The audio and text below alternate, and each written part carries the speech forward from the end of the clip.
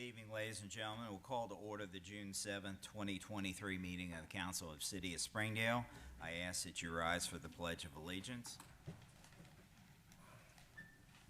Pledge allegiance to the flag of the United States of America and to the republic for which it stands, one nation, under God, indivisible, with liberty and justice for all.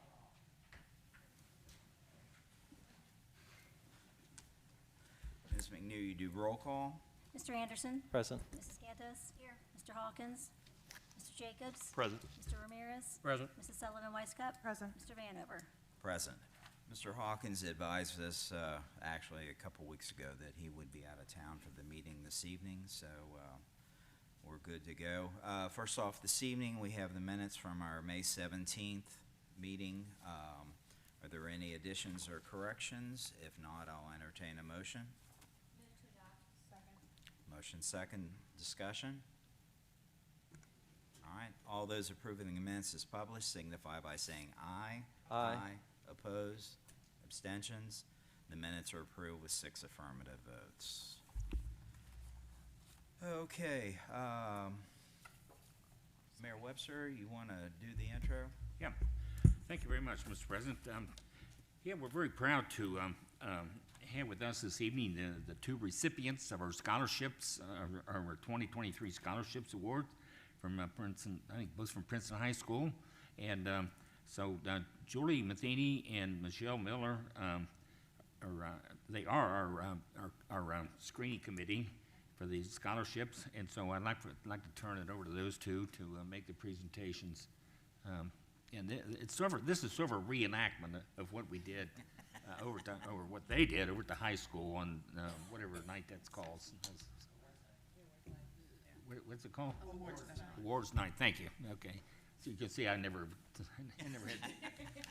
had the occasion to. Yes, you did. You just forgot. Anyway, I'm Julie Matheny. I'm the treasurer of Springdale Offering Support. You guys hear about SOS all the time at Christmas time, and we're accepting donations, we're helping needy families. Well, last year we decided to take it up a little bit, and we decided to award scholarships to students of our community. So last year we gave one $1,000 scholarship, and the requirements are very easy. Just have to be a Springdale senior, 3.0 or higher grade point average, and committed to going to either a trade school or a college. So this year, we were fortunate enough through all the donations we've received through the year that we decided we were going to award two $1,500 scholarships. So we have our recipients here this evening. Our first recipient is New Lee, and she is going to be attending University of Cincinnati in the fall.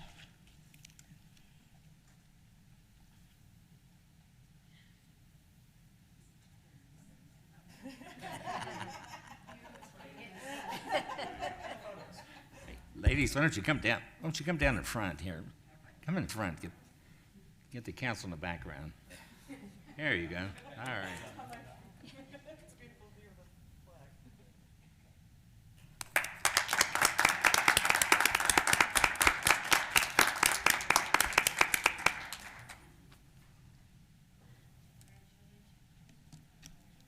And our second Springdale senior that was awarded the $1,500 scholarship is Stephen Higgins, and he's also attending the University of Cincinnati. You see.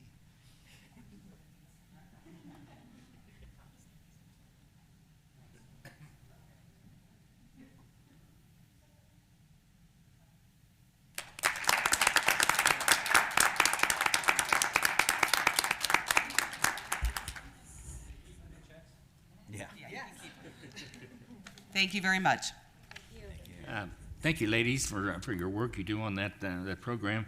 I'm not sure whether she made this clear or not, but last year we gave one scholarship for $1,000, and so this year we're able to kick that up to $1,500 and double it to have two of them. And so right now the plans are to duplicate that for the 24 awards also. So anyway, but. I thank all of you that have contributed to the SOS cause over the years, and the viewer and the audience the same way. especially some of the corporate sponsors, and we've got employees that have it set up on payroll deduction, and then we've got some people on the dais here that it might as well be payroll deduction because they're that regular with their contributions. So anyway, we do more than just help needy families at Christmas time, and this is just an expansion of our activities. And so congratulations to both of you youngsters, and good luck to you. All right, thanks. Thank you, Mayor. All right, Ms. McNear, are there any communications this evening? Nothing this evening, Mr. President. Thank you. All right, at this point, I open the floor for communications from the audience. Is there anybody in the audience that would like to address council?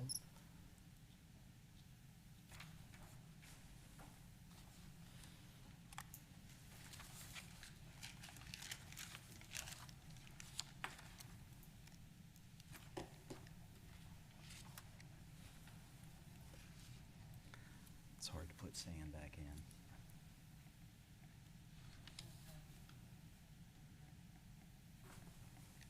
Hello, my name is Katie Wells, and I live on Bernhardt Court. Good evening. I'm here tonight to ask the mayor to publicly apologize for his behavior and remarks after the BZA meeting that occurred Tuesday, May 23rd. I specifically believe that Mayor Webster owes an apology to Council Member Jeff Anderson, myself, and Kevin Huff. You can pause my time. I'll wait.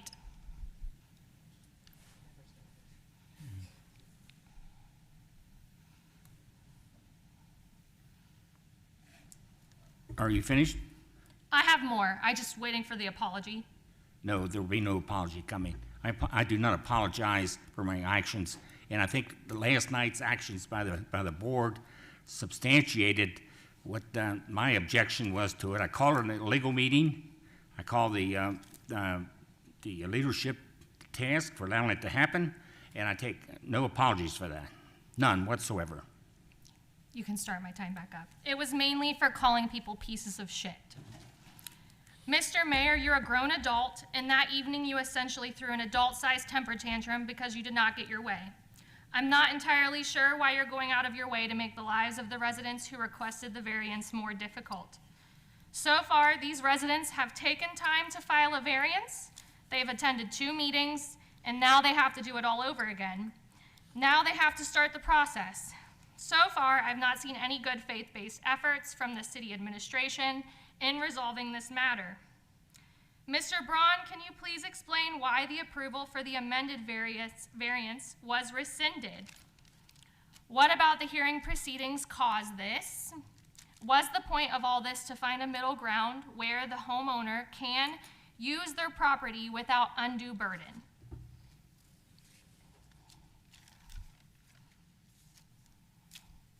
Mr. Braun, are you on? I'm assuming you're referring to last night's BZA meeting. For the benefit of council, last night BZA made a determination in an open meeting that there were certain procedural deficiencies which occurred in consideration of a variance request, and that was at their May 23rd, 2023 meeting. As a result of that special meeting, which again was last night, the BZA did rescind the granting of a variance that they had voted on at the prior meeting and set the matter for a new hearing at a future date. Ms. Wells is correct that they also gave the applicant, again trying to work with the applicant, an opportunity to follow the correct procedure and submit an amended application. I think if you were at the meeting last night, the BZA felt that it owed the applicant a decision which was not procedurally deficient. So that's why they're holding a new hearing, and it will follow due process. And following that, I don't know what the decision will be, but hopefully the BZA will be able to issue a final determination for the applicant. Thank you, Joe Braun. So procedural. Yeah. Okay. That's all I have. And I really wish that everyone could not condone that behavior that was experienced by numerous people. It's unacceptable from our elected officials.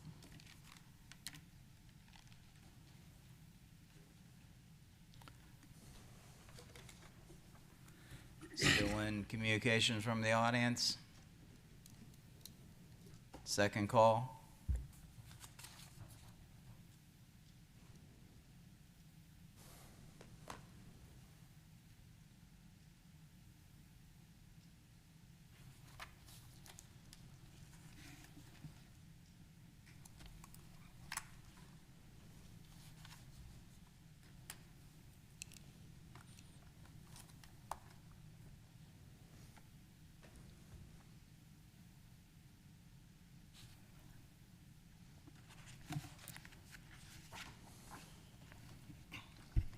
Good evening. My name is Kevin Huff. I live on Elk Ridge Drive.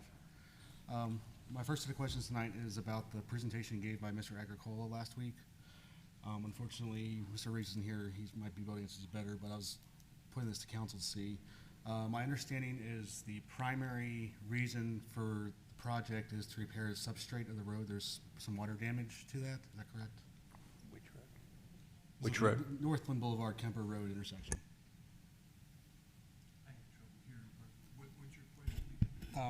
First off, I understand the primary reason for the project is to repair water damage to the substrate of the road?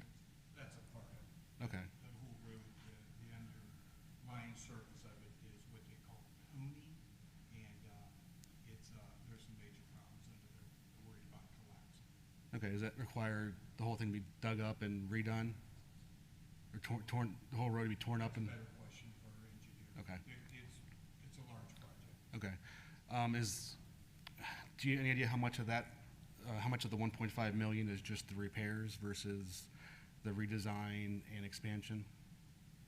I'm not really in a position, Mr. President, to answer those questions. That's a better question for our engineer. Okay. Part of my question was, he'd mentioned, or Mr. Agricola had mentioned truck traffic turning onto Kemper to get back to Route 4 to get to the highway. Do we have any kind of data on how many trucks go that way because of the GPS? Or is, I'm just curious what kind of data we have on that, if any?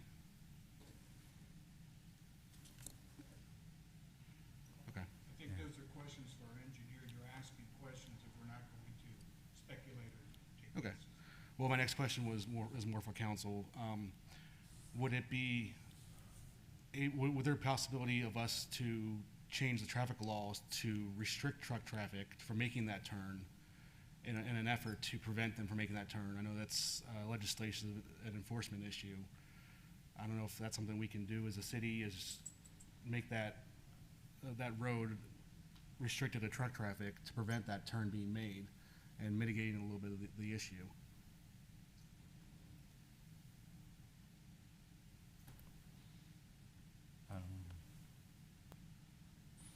Mr. Anderson?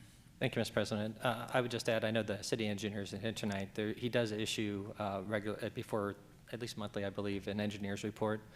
That might be a document that might have some of the answers you're looking for, so I'd encourage you to read that. In the Northland project, I know because I looked at it when I saw questions about it in a Facebook group, I think the number was closer to $3 million plus, and I think the intent that he talked about in the last meeting, if I recall correctly, was the problem was trucks continuing on Kemper, not to restrict them. We wanted them to encourage them to make the turn that most of the time the route would want them to is Northland.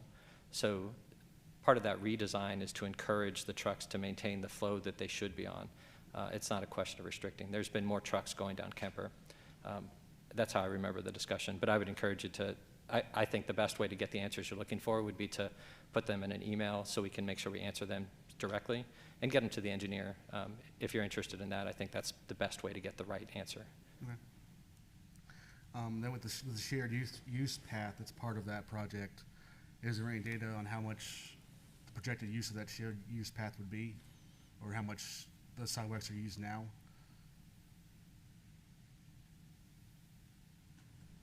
Ms. Weisskopf? I believe that was all kind of projected stuff that they were thinking about, and it was when we were doing our connectivity plan. It's based off of our connectivity plan and the things that everyone in Springdale said that they wanted. And so we're just trying to make that happen so that people will be happier with the shared paths that are available. Okay. My next question is about the BZA meeting. It's about the BZA meeting itself and not any extracurricular activities that occurred. My question is, why did this complaint garner so much special attention from administration? Previous meetings, members of council and administration were adamant that they had no time for anonymous letters. This was an anonymous letter that had action taken on it right away. And I'm curious what was different about this anonymous letter than any other anonymous letter that has been received and thrown away. Mayor Webster? I feel no obligation to explain my motives to you.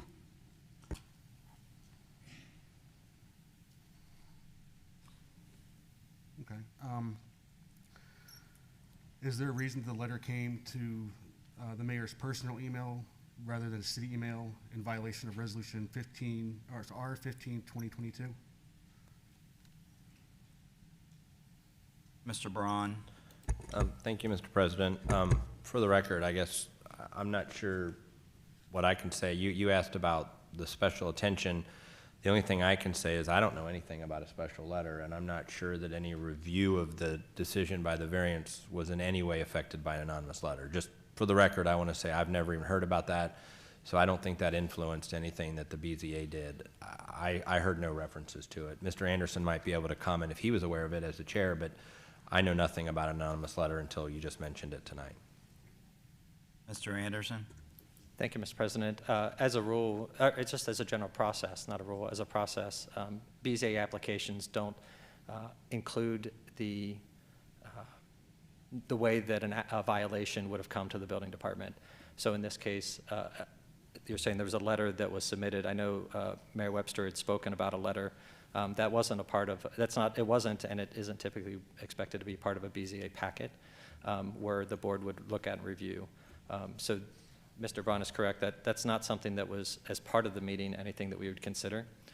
The only part that I'm aware of that would come into play with the board itself, and this is speaking for myself, is if a member of the public would come forward and say, I'm the one who wrote the violation, or this is the issue and how it affects me and the community, because that's one of the conditions that we evaluate as part of BZA is the community impact. The fit is one of the criteria.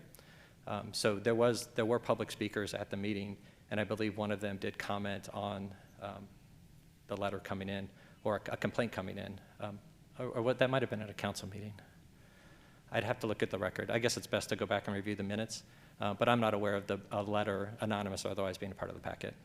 No, the letter came directly to the mayor, and was what started the entire process that brought the driveway to the attention of the building department, which then brought it to the attention of BZA.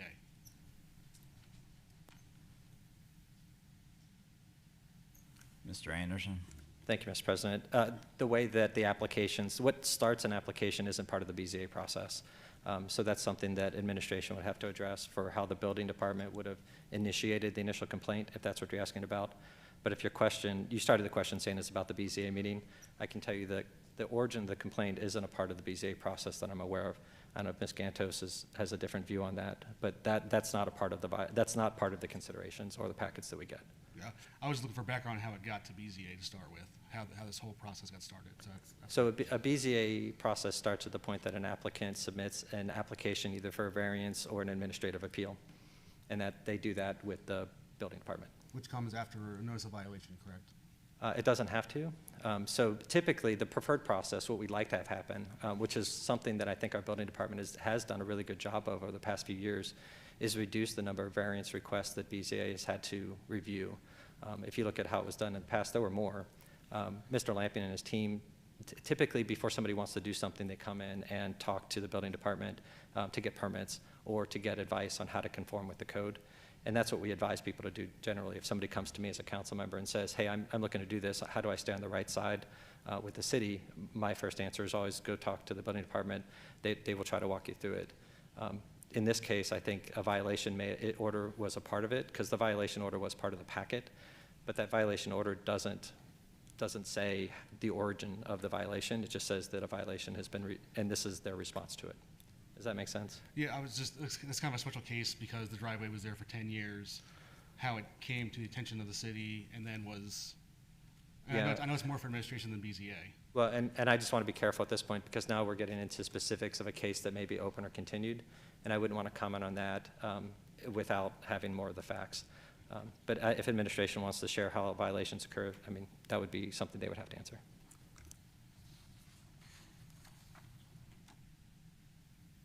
Okay. A comment was made that the resident was afraid to come to BZA. And I'm not sure where that came from. I'd kind of like to hear where that came from. I don't think that Mr. Anderson and his group is a very intimidating group. I'm curious to what makes a resident afraid to come to a council or to a board meeting and speak when they've written a letter multiple times to the city about it.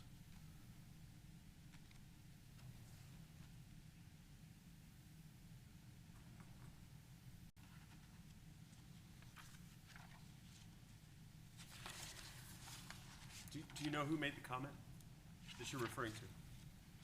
It Because it was, seems, and I don't mean to put you off, but it sounds like a question for them. I don't know how we can answer for them. it was Mayor Webster. Okay.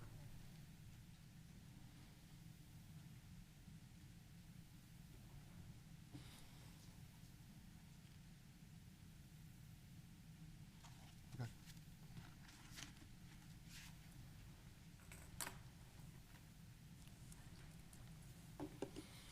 All right, still in communications from the audience?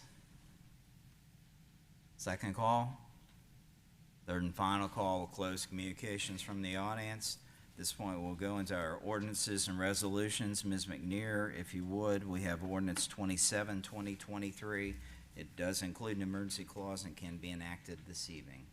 Ordinance number 27, 2023, an ordinance confirming the designation of depositories by the Finance Committee of Council for the active and/or interim deposits of the City of Springdale, Ohio, also declaring all public monies collected or to be collected during the period of designation to be active or interim deposits, and estimating the probable maximum amounts of money subject to the deposits therein at any time during said period and declaring an emergency. Whereas Key Bank, U.S. Bank, Huntington Bank, National Bank, Fifth Third Bank, First Financial Bank, PNC Bank, J.P. Morgan Chase Bank, and Northside Bank have been designated by the Finance Committee of Council of the City of Springdale, the city, for designation as depositories for the active and/or interim deposits of public monies of the city. And whereas Star Ohio State Treasury Asset Reserve of Ohio is an investment pool established by the Ohio Secretary of Treasury and is a proper depository for investments of the government funds under RC 135.45. And whereas the Finance Committee of Council has designated the above-named financial institutions and Star Ohio as depositories for funds of the city.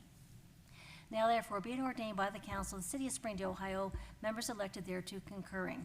Section 1, that Key Bank be and is hereby is designated to be the public depository for active deposits of the City of Springdale for a period of 5 years from July 1st, 2023 until June 30th, 2028.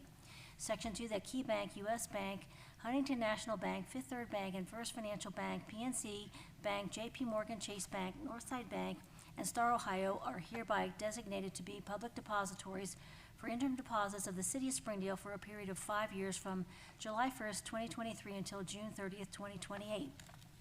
Section 3, that all public monies of the City of Springdale heretofore collected and in the Treasury or to be collected during the period of designation hereby made shall be active or interim deposits of the City of Springdale.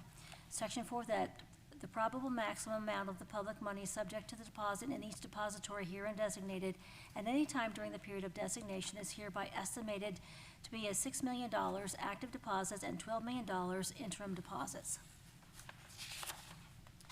Section 5, that this council hereby finds and determines that all formal actions relative to the passage of this ordinance were taken in an open meeting of this council, and that all deliberations of this council and of its committees, if any, which has resulted in formal action, were taken in meetings open to the public in full compliance with applicable legal requirements, including Section 121.22 of the Ohio Revised Code.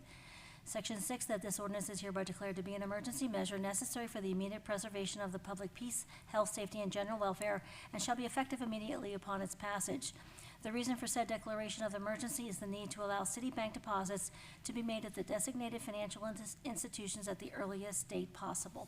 Section 7, this ordinance shall take effect at the earliest date allowed by law. All right, council, I've heard the reading of ordinance 27, 2023. It does include the emergency clause. What is your pleasure? Motion second, discussion. Mr. Jones? Thank you, Mr. President. Very briefly, from Jeffrey Williams from our Finance Department. He just wanted me to say that past ordinance for declaring depositories were 3 years based on the RFP procedure, which has now been eliminated, and the current ordinance is based on declaring depositories every 5 years per the Ohio Revised Code. The operating and payroll accounts, as indicated, will stay with Key Bank. Thank you. Okay. Any further discussion? All right, Ms. McNear, poll council. Mrs. Sullivan Weisskopf? Aye. Mrs. Gantos? Mr. Anderson? Aye. Mr. Jacobs? Aye. Mr. Ramirez? Aye. Mr. Vanover? Aye. Ordinance 27, 2023 passes with 6 affirmative votes. At this point, we'll move into old business. Is there any old business to bring before council this evening? Mayor Webster? I'm not sure whether this falls under old or new, but we were asked at the last council meeting if we wanted to go on a summer schedule as usual, and the answer is resounding yes. We would like to do that. We'd like to cancel the July 5th and the August 2nd council meeting, and but still meet on the third Wednesday of July, which is the 19th, and the third Wednesday in August is 16th. And then we would pick up on regular schedule again on September 6th. Ms. McNear? Thank you, Mr. President. I just wanted to give an update on what I did this evening before I got to the council meeting. I decided to have a nice ride by Metro Now this evening, so I had a chauffeured ride. About 10 minutes before I wanted to come up here, I opened up my phone and used the app, and I told them I wanted to come up to the municipal building. The first time I put in my address, they said, "I'll pick you up at the house next door," and I said, "No, thank you." So I canceled that, and then I tried it again, and they said, "Okay, we'll pick you up at your house." And they said, "We'll be there in 9 minutes." And I said, "I'll pay by cash." And for the next 9 minutes, they said, "We'll be there in 8 minutes, 7 minutes, 6 minutes," and so on and so forth. Next thing you know, the lady pulled up at the end of my driveway. She said, I'm gonna drive to the end of your street and turn around. She came back around, I got into the car, into the bus. She said, "Put your money in there," and I said, "Can you tell me why initially you wanted to pick me up at the house next door?" And she said, "Well, because of the way the GPS grid works," she said, "your house may have been right on the corner, so they went to the next house." So if you get that, you might want to try doing it more than once. The ride was great. It was very smooth. The buses are very clean. It was a very nice ride. I also got these little pamphlets. I have enough up here if anybody wants them. Actually, there were quite a few. I can leave them at the back of the desk if anybody would like to have those, but it was a very lovely ride. Like I said, it took a couple of minutes. The driver was very friendly, and she said, "Where would you like me to drop you?" when I got up here to the campus. So I highly recommend it. It was very enjoyable, and I'll probably do it again. Thank you. Mr. Ramirez? Thank you, Mr. President. I'll also have some kudos. I went up to the event at the community center where law enforcement had all the gear out there. Every agency, I believe, was there. I saw Mr. Vanover. I think Ms. Weiskup was there. But I think we're missing out on that. I happened to catch it at the last minute that on the news. So I told my wife, I need to go up there and see what's going on. And kids would totally enjoy that. And I think Tom had his grandson up there. But all the different the gear they have up there, it's just nice to see. Some of those agencies I've never seen before. So some of the federal agencies and anyway, I just hope next year, if we're going to do that again next year, I don't know how we get the word out, but in the bulletin or whatever, but we need to let more people know that's happening. That's all I have. Mayor Webster? I just want to report on Ms. McNear's bus experience. This is the first report I've had of anyone using the bus, so I've heard no negative, no positive.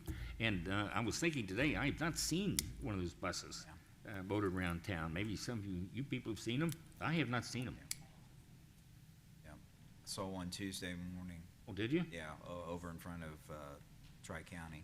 Oh, okay. Mr. Anderson? Thank you, Mr. President. I was going to comment actually before that I've seen a lot of them, especially going in and out of the Woodlawn Kroger. I've been spending a lot of time going down that Route 4, and it seems like I'm almost using it as a depot. I've seen 2 or 3 there, like regularly. They're coming in and out, and I thought at the first few times I saw them, I was like, well, maybe they're just staging there. But it seemed like there were always people coming in and out of them too. So it feels like there might be a need there that we didn't think about, as some of those getting residents to the grocery store back and forth without using Uber. So I've seen quite a few there. I think it's great, the experience you had, and thank you for sharing that. I think it's wonderful. Ms. McNear? Thank you, Mr. President. They are using the Kroger Woodlawn as a staging area. They also are over on Kemper Road. She didn't specify where they're hanging out on Kemper Road, but she says they do have the 2 items. And, I did give her indication that, we've got the new apartments on Sheraton Lane, that, they're starting to rent those, and then the apartments or the townhouses and apartments over off of Northland.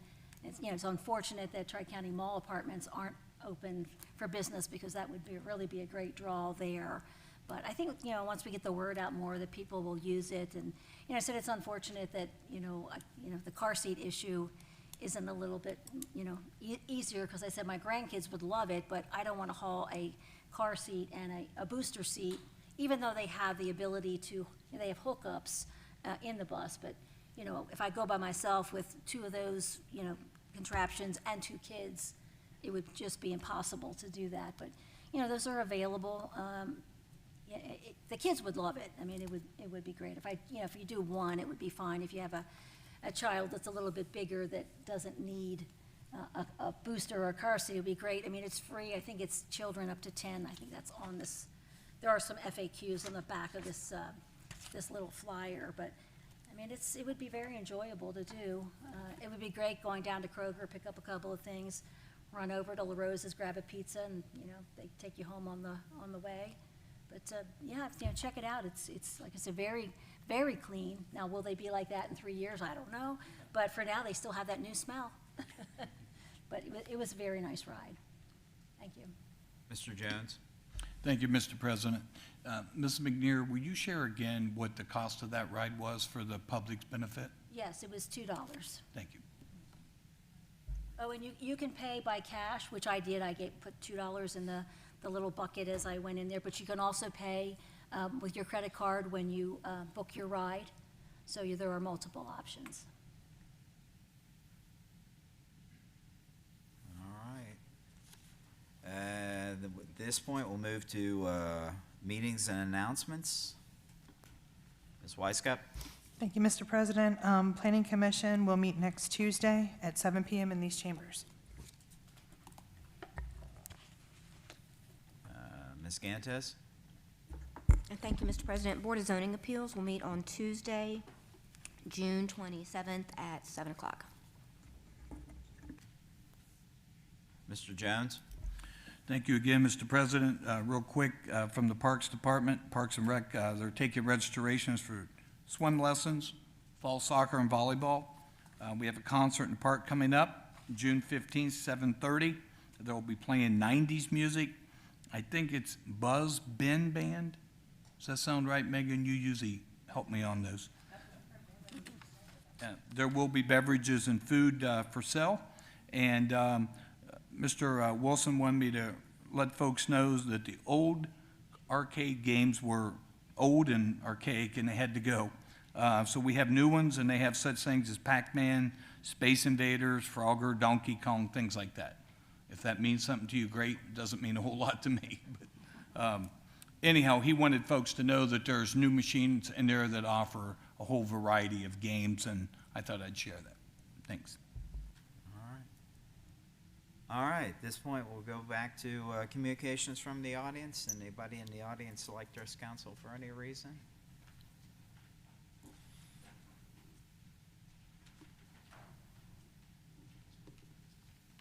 Hello, my name's Katie Walls, and I live on Bernhardt Court. I just wanted to piggyback on some information. I know it was brought up that for BZA, you do not receive the initial complaint, which totally makes sense. You only get the from the building department from that point forward.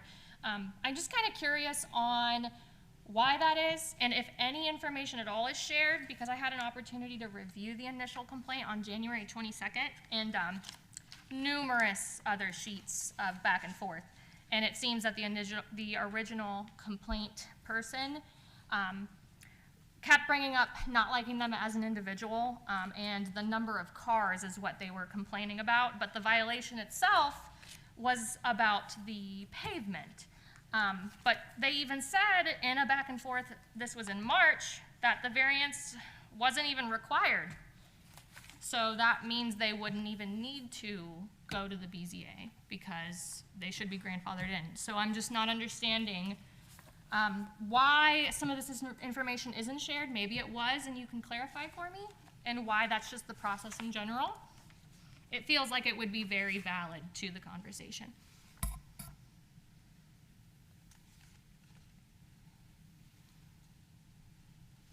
I would come from administration, correct? Because BZA doesn't get it.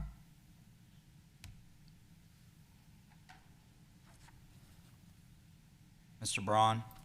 I think anything that relates to the process and the initiation of the process probably needs to be directed to Mr. Lamping. Okay. And I know that he's not here tonight. I'm looking at my notes. My notes can't answer your question. They Okay. just indicate that a complaint was received and then that a zoning violation was issued. So Right. I hate to punt to someone that's not here, but he's probably the best person to answer that question. I was supposed to get a call from him in the past, but I just received an email from a consultant instead. So should I be asking the consultant or should I be asking him? Who's a consultant? Who's a consultant? I could look it up in my email. I don't know her name. It was a female consultant. She sent me the information about grandfathering.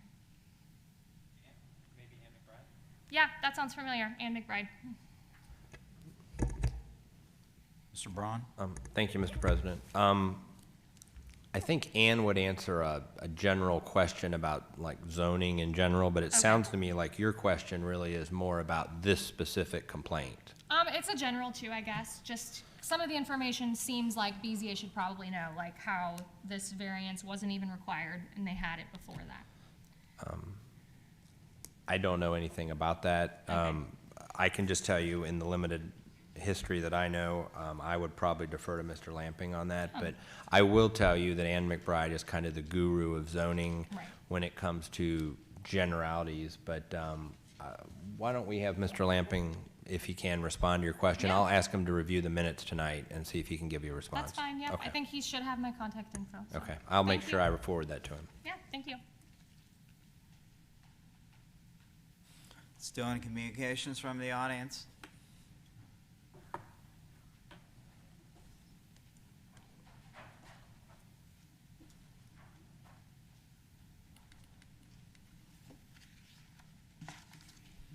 Kevin Huff, I had some follow-up questions. Who called the special meeting of the BZA last night?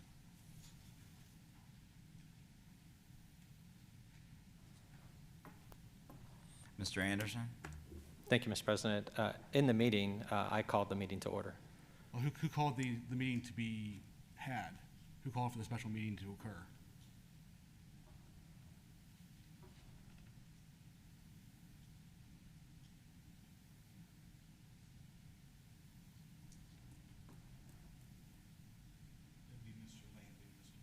All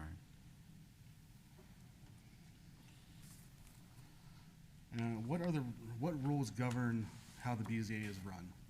Is it Robert's rules, or is there a separate process that governs how the BZA does business? If we're having procedural issues, I would like to be able to read procedures myself. Mr. Ron?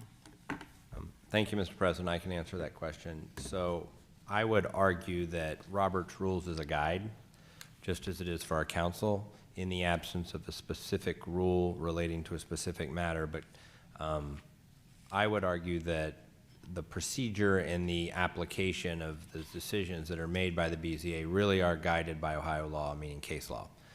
So there is extensive Ohio case law that talks about things like due process, notice. It even goes into factors that you're allowed to consider in both conditional use permits and variances.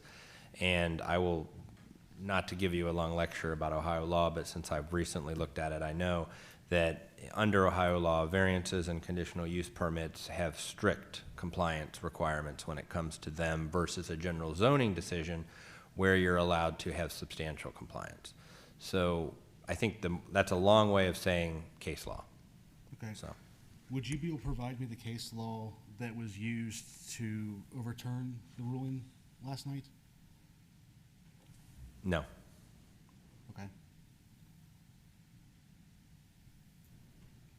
So we have Mr. Lamping calling a meeting to overturn a decision by the BZA for laws we can't talk about. Mr. Braun? I can't provide you with case law because I don't represent you. I represent the city, which means I provide legal guidance to the members of the BZA. I would also point out that you stated that case law overturned that decision. Case law did not overturn that decision. The members of the BZA made a motion in an open meeting and voted on it to rescind that decision.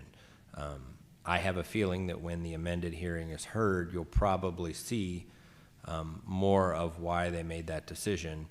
But from the motion they made last night, they cited procedural deficiencies. So if I was looking to find out why that occurred, I might look at what they do different in the next meeting versus the last meeting to see what those were. But the procedures are based in case law, not actual procedures. I think it'd be unfair to say it's only based in case law, but I would say case law definitely guides what's permitted and not permitted by a BZA. Okay. Mr. Anderson? Thank you, Mr. President. This is an open case, so I want to be careful how much we do outside of that process. But I do want to recognize that the next meeting for BZA is in 2 weeks. We had a special meeting because there were some issues, some challenges that we're dealing with, and we've been working through that in good faith. I will call out the fact that in that open meeting, it was a 6-0 unanimous vote to take that motion and proceed with that. I would encourage people to be patient with that process. There will be time and a meeting on the 27th, and it is my intent, and as Mr. Bond indicated, to share as much as we can in that meeting. I do not believe that, I voted yes in that meeting because I believe it's important for the residents as much as the city to make sure we address the procedural deficiencies that the BZA is working through. And we can't get into those details tonight. I don't think that's appropriate and might not even be permitted. But I am asking for people to be patient with that process. I know the way that happened, there was some tension, certainly in the meeting and then after the meeting. I want to make sure that we try to separate those things as much as possible to be fair to the resident as well as the city. I believe the board acts in good faith and has been acting in good faith, and I think the actions we took last night were appropriate. Thank you. Would it not be better for the resident to address the problems afterward rather than making them go through the process again and wait and spend time again here, multiple meetings, multiple hearings, and wasting their time when we identify the problem, let's go forward and fix it, but let's not go back and punish them for the mistakes of our city. Further punish them, given they've already been punished for a 10-year-old driveway that they didn't put in. Mr. Braun? Thank you, Mr. President. I just would defer again to Mr. Anderson that we can't comment about that case specifically. But what I would say is we always want to do it right, the right way. And if we have the opportunity to do it the right way, we owe it to any applicant or any citizen that comes in here and asks us for a permit, a variance, or a zoning change. Okay, has the applicant reapplied yet? Because if not, then is it still an open case or is it now terminated pending a reapplication? So I can respond to that. That's right, Mr. Vanover. So from the board's perspective, when we took action last night, it was under old business and it's still an open application. So there was an opportunity for an amended application, is my understanding. So from my perspective, and I would certainly defer to Mr. Braun to correct me on this, but I've been treating it as an open case because we have not disposed of it from our agenda.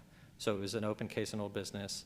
We took action and made a motion to have it on the schedule for the next meeting. And in the meeting last night, we identified the next meeting.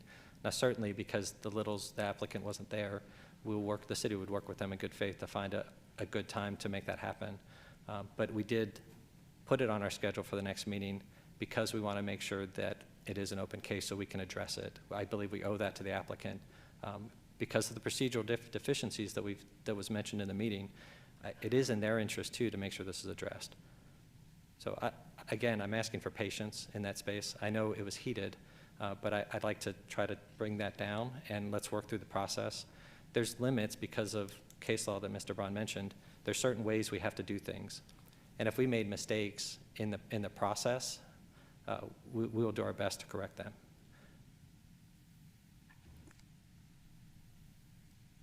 I guess I don't see how it benefits the resident to go through this again. And my next question is, what happens if the resident does not reapply?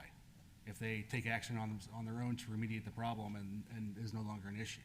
How does that get closed out, or how does that resident get any kind of reprieve from this? Mr. Braun? Thank you, Mr. President. Again, I don't want to speculate, and we can't provide advice to an applicant for anything before the city. again, the only thing I can tell you is the city is acting in good faith, and I can confirm that we have communicated with the applicant. Okay, I guess it really doesn't answer any of my questions, but I'll move on. My last set of questions clarified that there was no communication that the complainant was afraid. However, the mayor cited his oath of office to uphold the rules and laws of the city as it pertains to the residents of the city. If I need to stand up and defend your rights, I would. I would do the same damn thing. But the complaint wasn't even about the driveway. The complaint was about the cars in the driveway. So, the mayor, you did a great job of advocating for the complainant, but not so much for the littles. You took sides in this argument, and you urged the board to deny the variance on the side of the complainant, not on the side and the rights of the littles who were fighting for the variance. Why did you take sides? Why did you violate, why did the variance mean so much to you that you potentially violated your oath of office by taking sides? As I told you earlier, I will not sit here and justify what I've done to you. Pure and simple. Will you justify to the rest of your constituents, the rest of the electorate in the village or the city of Springdale? No comment. Okay.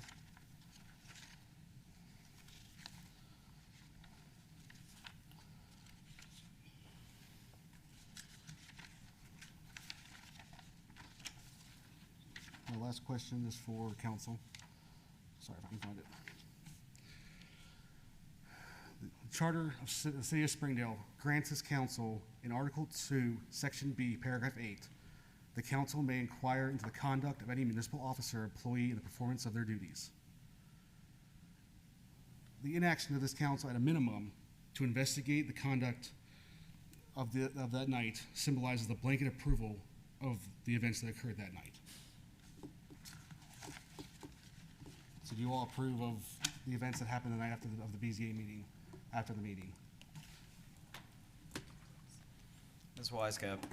Thank you for asking. I had surgery on the 22nd. I was incapacitated. I had no idea what was going on. I'm not on BZA. No one asked me to come to the BZA meeting to represent them. I am friends with Ms. Little. She never asked me to come on her behalf. I can personally tell you that anything that was posted on social media or anything that was posted anywhere else is partial, and so I was not here. So I'm not going to take a side in it, because to be honest, if I wasn't here and I didn't witness it, I shouldn't say anything about it. So I just want to explain to you why I'm not saying anything about it. I was in bed. I was in pain, I was in bed, and everything that came afterwards, I had to trust that the right thing was being done, that the legal thing was being done. I'm not on BZA. I trust that our people that are on BZA do what they're supposed to do. And if in any event something gets through the cracks and isn't done correctly for any reason in the entire world, I gotta trust that it's gonna be made right. And I believe that last night that's what was done, was that you voted that procedurally there might have been something that was not right for one reason or the other. So what you wanted to do was be fair to the Littles and to the city and to the process. Am I correct in saying that? I just want to make sure that I understand exactly what was happening, because I was not here.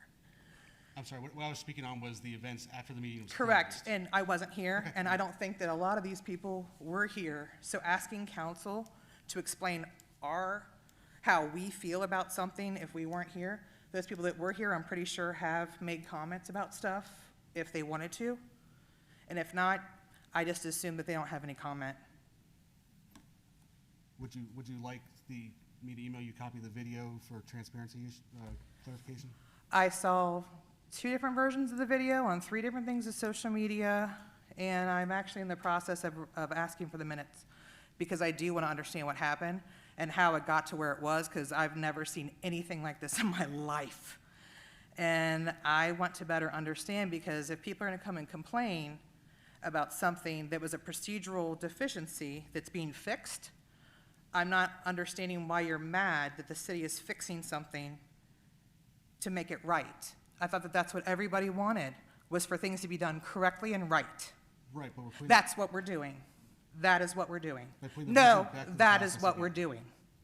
We're making it right. Because the littles do not deserve to go through it again, just like you said. They don't. So we're making it right. Is that understood? Thank you. Mr. Ramirez? Thank you, Mr. President. Just so you have an answer from me, I was not privy to that video, nor do I want to see it. I'm not a member of the BZA any longer. You have two very capable people from council here that are on that BZA board. We trust them to do the right thing, and that's what they're doing right now. So I have full faith in what they're doing. Thank you. Well, Mr. Anderson is doing the right thing by not commenting on it because he was a subject of the outlash. Again, we're trying to avoid running this case through the mud when it's coming back up before the board. And you keep on asking about the case. I'm asking about the They're events politely after telling the you case. they don't want to give you information about it. I'm not asking about the case. I'm asking about the events after the case, after the meeting was closed. I'm asking you about the events after the meeting was closed and the conduct that occurred after the meeting was closed. Your time expired before this last exchange, so Okay, thank you for your time.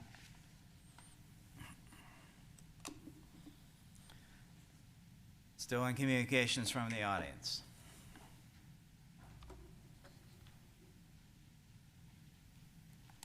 My name is Katie Wells, and I live on Bernhardt Court, and I'd like to piggyback off of Kevin.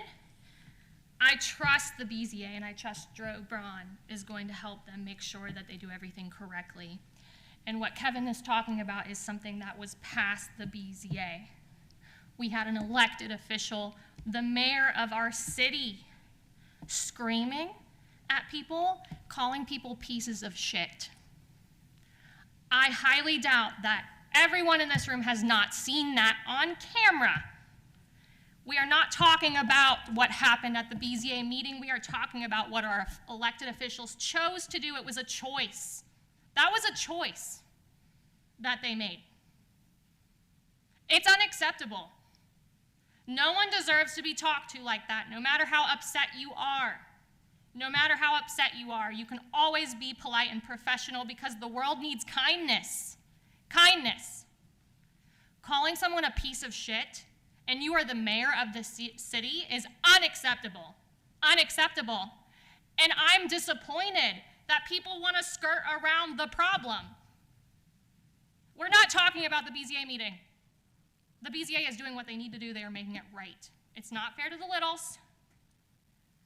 That's not what we're talking about. Everyone up here knows that's not what we're talking about. I'm tired of hearing everyone make excuses for the behavior. I'm tired of it. There are people that are tired of it.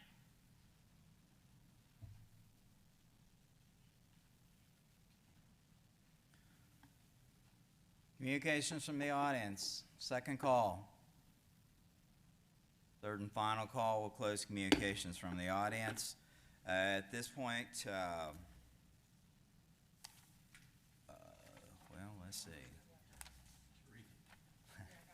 Okay, Megan will go for update on legislation still in development. Thank you, Mr. Chairman. If you look at your internal memorandum under item number 1 is ordinance 27-2023, the ordinance confirming the designation of depositories for the city of Springdale and declaring an emergency, and that was passed with 6 to 0 votes. And that is all that we have on here at this time, unless there's anything from administration. That's all that I have. And staying with that, well, you covered it in the process. There's nothing in Recap of upcoming. legislation development, and we're covered there. At this point, we have item 15 before us. Move to adjourn. Second. Council's adjourned.